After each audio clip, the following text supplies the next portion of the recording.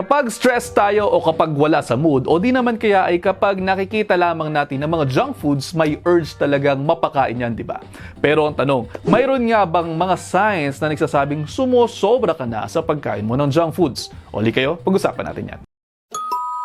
Definition of terms muna po tayo. Kapag sinabing junk foods, pwede ang anything from packed snack foods hanggang sa mga highly processed foods tulad ng frozen dinners, mga sodas, cookies, candies at iba pang mga pagkaing dumaan sa napakaraming processing. Kumbaga, hindi mo na makilala kung saan talaga sila unang nanggaling. Mayayaman po ang mga yan usually sa white sugars, unhealthy fats at dinadagdagan pa ng napakaraming additives mula sa sodium, sugar, pati na rin fat para lamang po mapatagal ang shelf life at mas maging palatable sa ating panlasa. Pero ito po ang ilang mga signs na nagsasabing sumosobra ka na o pwedeng sumosobra ka na sa pagkain ng mga processed foods na yan. Una, parati kang uhaw. Dahil nga po loaded ang mga yan sa mga sodium at pwede rin sa asukal, magpapa-thirsty sa'yo yung mga yan kasi ang sodium ay isang solute na humihigop ng tubig sa ating sistema. Kaya naman magsisignal ang katawan mo na parang, huy, kinakailangan mo uminom. Pangalawa, bloatedness. Again, tulad ng nauna nating effect dahil na naman sa sodium ito.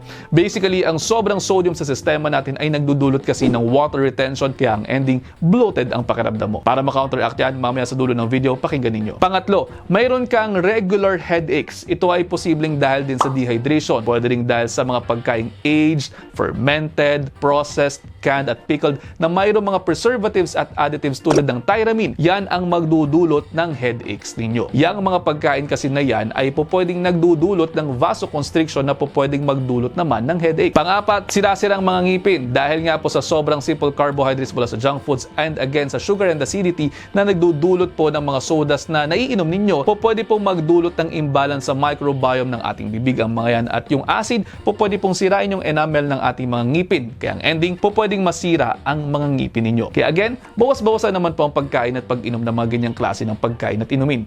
Bawas junk foods na. Panglima, brain fog at parang hindi mo alam kung bakit ka down kahit di ka naman dapat ma-down. Dahil sa laman ng mga processed foods na simple sugars, pwede po makaramdam ang isang tao ng spikes ng blood sugar na nagpapakay sa inyo pero pwede rin bumalik yan ng tinatawag natin na sugar crash na nagdudulot ng brain fog. At yung pakiramdam mo parang down ka kahit di mo alam kung bakit, baka yan din yung rason. So ang tanong, paano naman natin ika-counteract ito? Simple lamang po ang sagot dyan at siguro alam nyo na din ang sagot dyan. Siyempre, kailangan bawasan ninyo ang pagkain ng mga processed foods at dagdagan ang mga pagkain ng whole foods dahil ang mga yan ay mayayaman po sa mga electrolytes tulad ng potassium na magbabalanse ng action ng sodium. Marami din pong fiber ang mga yan na hindi magpapaspike ng blood sugar ninyo at nakaka-boost pa ng inyong mga mood dahil sa pag-regulate ng mga neurotransmitters. Malalaman nyo naman po kung whole food ang isang pagkain sa isang simpleng pamamaraan. Itanong sa inyong mga sarili kung saan nanggaling ang pagkain at kung paano nakarating sa lamesa. Halimbawa, mansanas.